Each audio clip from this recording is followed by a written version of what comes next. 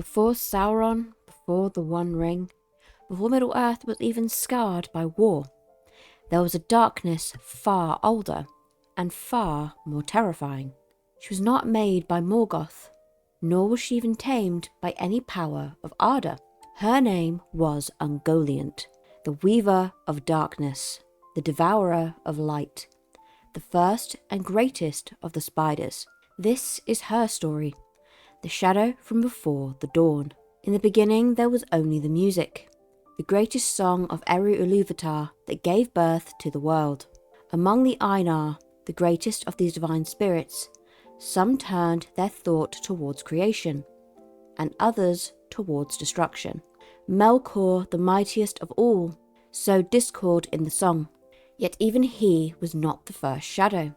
In the dark void that lay before the world's light, something stirred, a hunger without form, a will without music. Ungoliant.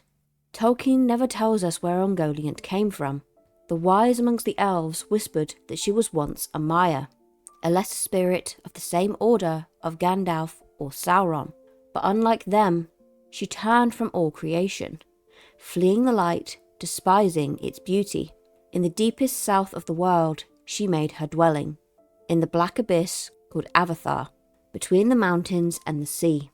There she spun her webs, not of silk, but of unlight, darkness so thick it could swallow the very radiance of the stars. She consumed light itself, and with every devouring glimmer she grew, vast, hollow, and starving still. When Morgoth fled from his captivity in Valinor, he sought a power that even the Valar feared to confront. In his exile, he found her, the Queen of Shadows, veiled in webs of night. He promised her what she desired most, light to devour, and vengeance upon the Valar who had banished them both. And so, together, they struck. They crept into Valinor beneath a cloak of her darkness, unseen even by the gods. When Morgoth struck the trees with his spear, Ungoliant drank their light, until nothing remained but lifeless husks. She devoured the wells of silver and gold, and her body swelled with stolen radiance. The world fell silent. The light of the two trees, the heart of creation, was gone. But Morgoth, as always, betrays his ally. He had promised her all light, yet he kept for himself the 3 Silmarils, jewels that held the last living light of the 2 trees. When Ungoliant demanded them, Morgoth refused, and for the first time, Morgoth knew fear. She rose upon him, wrapped him in her webs, and sought to devour even the Dark Lord himself.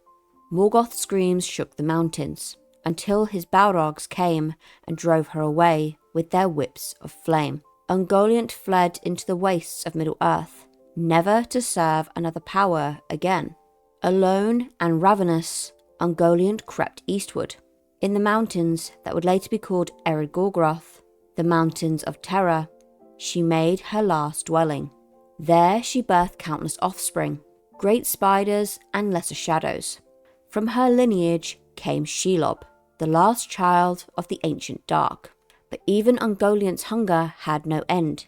It is said that when all things were consumed, she turned upon herself, and devoured her own body until nothing remained but a void. Ungoliant is more than a monster. In Tolkien's myth, she is the embodiment of insatiable greed, the hunger that consumes even its own source of power. Where Morgoth sought to rule, Ungoliant sought only to consume. She is the void at the heart of evil, and nothingness that remains, when creation rejects its own light.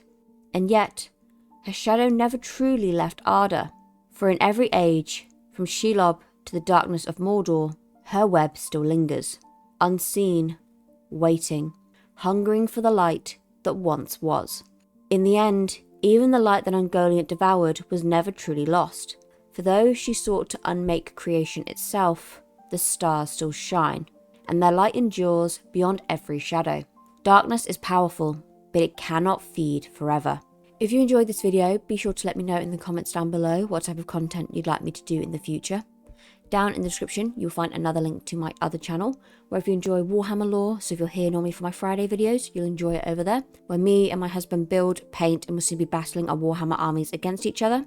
So if that sounds something you'll be into, then please have a look at that. Anyway, that'll be it from me today.